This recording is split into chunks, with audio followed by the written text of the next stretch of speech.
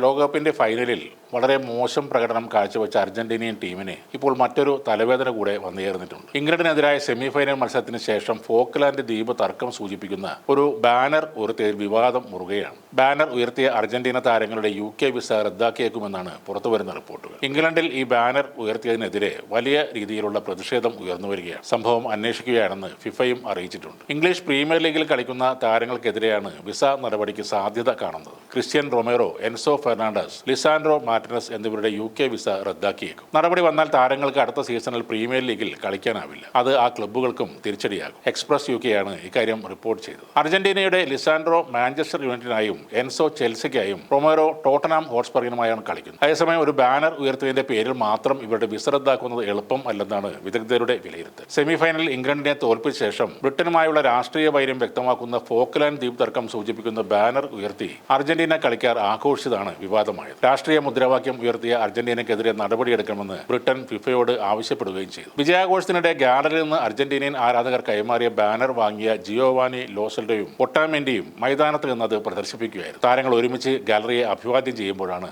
ഈ ബാനർ ഉയർത്തി കാണിച്ചത്. ലാസ് മാൽവിനാസ് ആൻഡ് അർജന്റീനാസ് എന്നാണ് അതിൽ എഴുതിയിരിക്കുന്നത്. അതായത് ഫോക്ലാൻഡ് ദ്വീപുകൾ അർജന്റീനയുടേതാണ് എന്നാണ് ആ ബാനറിൽ പറയുന്നത്. കളിക്കാരുടെ ജേഴ്സിയിലോ മറ്റു വസ്തുക്കളിലോ രാഷ്ട്രീയവും മതപരവുമായ മുദ്രാവാക്യങ്ങളോ പ്രസ്താവനകളോ ചിത്രങ്ങളോ പാടില്ല എന്നത് ഫിഫയുടെ നിയമമാണ്. അതുകൊണ്ട് തന്നെ ഇത് ലംഘിക്കുന്നവർക്കെതിരെ നടപടി എടുക്കാവുന്നതാണ്. അറ്റ്ലാന്റിക് സമുദ്രത്തിൽ അർജന്റീനയ്ക്ക് അടുത്തുള്ള ഒരു മനോഹരമായ ദ്വീപ സമൂഹമാണ് ഫോക്ലാൻഡ് ഐലൻഡുകൾ. ബ്രിട്ടന്റെ നിയന്ത്രണത്തിലുള്ള പ്രാദേശിക ഭരണകൂടമാണ് അവിടെ അധികാരം കൈയാളുന്നത്. 1832 ഇവിടെ ബ്രിട്ടൻ ഭരണം ഏറ്റെടുക്കുന്നത്. ലാസ് മാൽവിനാസ് എന്ന് വിളിക്കുന്ന ഫോക്ലാൻഡിന്റെ പരമാധികാരം തങ്ങൾക്കാണെന്ന് അർജന്റീനയും അവകാശവാദം ഉന്നയിച്ചിരുന്നു. പിന്നീട് 1982 അർജന്റീനയും ബ്രിട്ടനും തമ്മിൽ 2.5 മാസത്തോളം നീണ്ടുനിന്ന ഫോക്ലാൻഡ് യുദ്ധവും ഉണ്ടായി. 1000-ഓളം പേർക്ക് ജീവൻ നഷ്ടമായ യുദ്ധത്തിൽ ശക്തരായ ബ്രിട്ടനോട് അർജന്റീന പരാജയപ്പെടുകയായിരുന്നു. സൈനിക ശേഷി കുറഞ്ഞ അർജന്റീനക്കായി യുവാക്കൾ യുദ്ധം ചെയ്യാൻ ഇറങ്ങിയെങ്കിലും യുദ്ധ വിദഗ്ധരായ ബ്രിട്ടീഷ് സൈന്യം അവരെ നിർദാക്ഷിണ്യം കൊലപ്പെടുത്തുകയായിരുന്നു. പിന്നീട് 1986 ലോകകപ്പ് മത്സരത്തിൽ ഡീഗോ മാറഡോണ നേടിയ 2 ഗോളുകളുടെ കാര്യത്തിൽ ഇംഗ്ലണ്ടിനെ അർജന്റീന പരാജയപ്പെടുത്തി. അത് അവർക്കൊരു യുദ്ധം ജയിച്ചതുപോലെയായിരുന്നു. ദിവസങ്ങളോളം